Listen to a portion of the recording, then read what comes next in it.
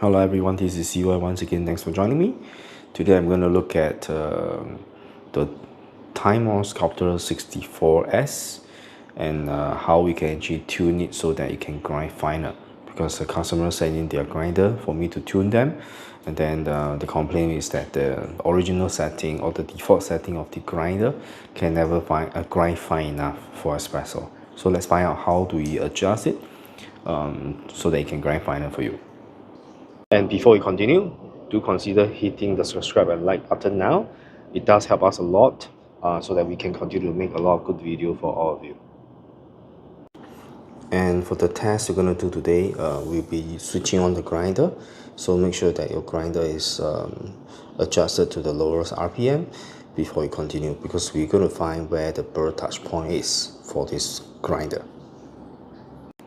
And I have to make a disclaimer. If you do this on yourself, you're taking the risk. I'm not sure whether this will void the warranty, but this is what I will do in order for me to grind, so that I can have a wider range to grind for espresso. And if you're not confident to do it, then you may just take it as a guide, and then you decide for yourself whether you want to proceed with this adjustment, which is not something that's difficult to do. So actually, to assess the adjustment, you can just pull out this. So currently we are actually at 0, so let's turn on the grinder. There's still some coffee ground that's inside. So at 0, we do not hear the burr chirping, which means the burrs are actually not touching. So this is not actually the 0 point for this grinder. Okay, let's remove the coffee ground and put it aside. So let's first take out the faceplate. Right, if you remove the faceplate, okay, let me zoom it in so that you can see better.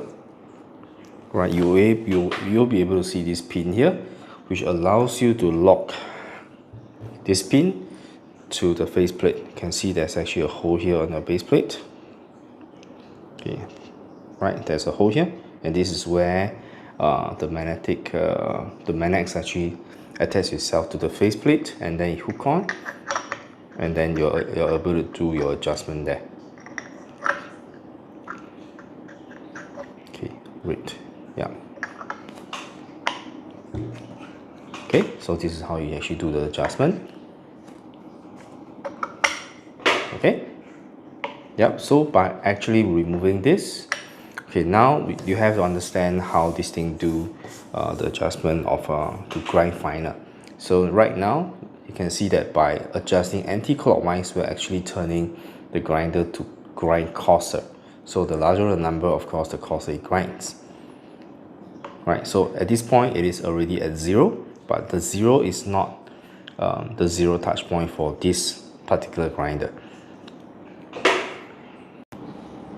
Right, so currently I've removed the front baseplate, and then this is the pin which I'm going to remove, because if you don't remove this pin, you will not be able to adjust the grinder so that it actually grind finer. You can see that the grinder now locked at this position, so you are not able to turn beyond this position, and you want to adjust the grinder so that it can actually grind finer. So the easiest way is actually to remove this pin, and I believe this pin can be actually removed by using your hand to unscrew. It's basically a thread. Okay, let me just remove it. So basically it's a thread. Okay, that's like that.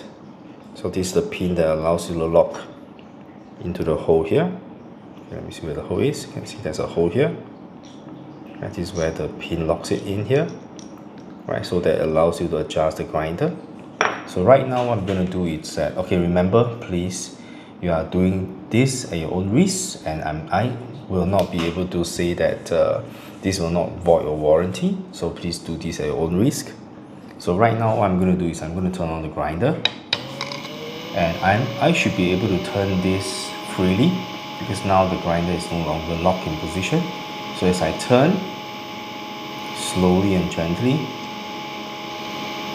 what I'm looking for is a sound at which the burrs are touching. So I'm going to bring my mic close to it so that you can actually hear it. Can you hear the bird chirping? So this is the closest point at which the two birds actually touches, and I do not want my birds to be touching there, so I'm going to turn it slightly backwards, and so this will be the position at which I'm going to lock it. So right now I'm just going to screw this back.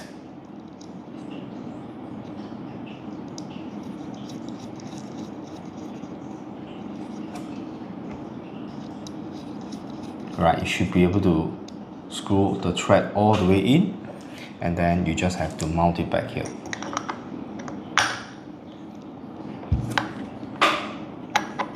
The magnet is actually pretty strong. Alright, so right now I have my 0 point, and if you turn it on, this will not be actually you'll prevent the bird from touching because you lock it just before the bird touches, and now the espresso should grind as fine as you can get, and you'll definitely be getting a wider range for your espresso. So let's grind some coffee and see what kind of espresso range are we getting. Right, so let's first try at 0. Are we able to get any coffee bean out?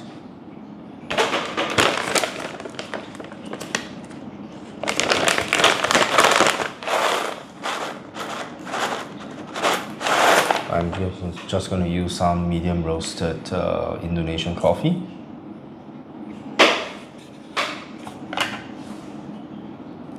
Okay, let's do a hot start.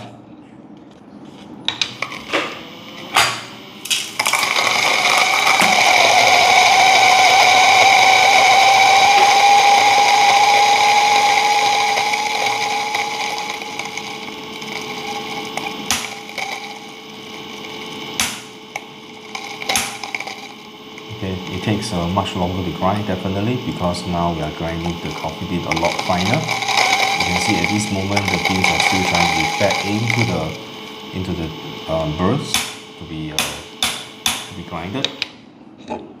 So let's look at how fine it is actually. Right, you can see this is powder, right? So you can see at the 0 setting, if you use this setting for espresso, definitely it will choke your extractions. You can see how fine this is. This is basically like flour. Right, you can see this is really literally like flour. So you will not be at this grinding range is not going to be useful for your espresso. But if you want to do Turkish coffee, now you can, right? So it's a very simple adjustment for you to adjust your grind setting to the grind so that you can have a larger grinding range for your espresso. Right, let's continue to try. I've adjusted my 78S with a similar method. So right now let's try around 3 and see whether this is similar to my usual espresso grind setting. Same beans, just going to use some medium roasted Indonesian coffee. Similarly, I'm just going to do a hot start.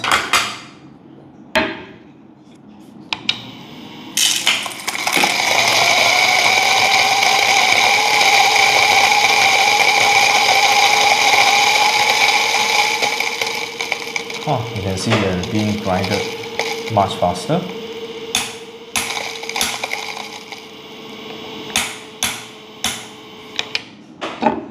Okay, now let's take a look at the grind size for this. Oh, this is actually pretty fine. And how do you know whether your grinding is too fine for your espresso? If you take a pinch of your coffee, grounded coffee, and you rub it between your fingers, and if you leave behind like fine powder that's stuck on your finger, which means you are grinded a little bit too fine. And this, I would say, is still on the final side of espresso, but definitely it is usable, right? Right, so even at setting of 3, I'm able to grind to this grind setting, which is on the finer side. So this is definitely capable of pulling, espresso with a built-up pressure.